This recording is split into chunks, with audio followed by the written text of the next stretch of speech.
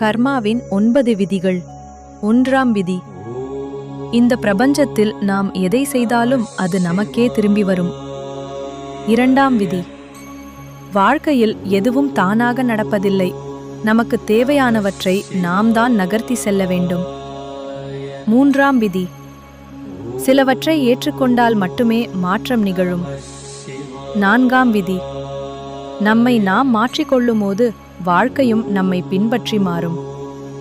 5ஆம் விதி.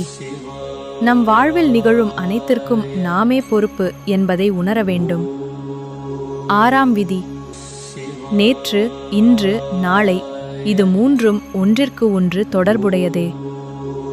7ஆம் விதி.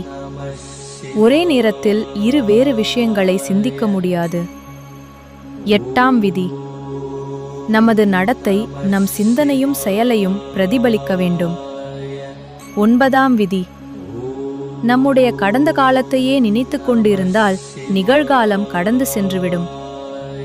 இந்த வீடியோ பிடிச்சிருந்தா மறக்காம சிவன் பாதை சேனலுக்கு லைக் பண்ணுங்க, ஷேர் பண்ணுங்க, கமெண்ட் பண்ணுங்க, சப்ஸ்கிரைப் பண்ணுங்க.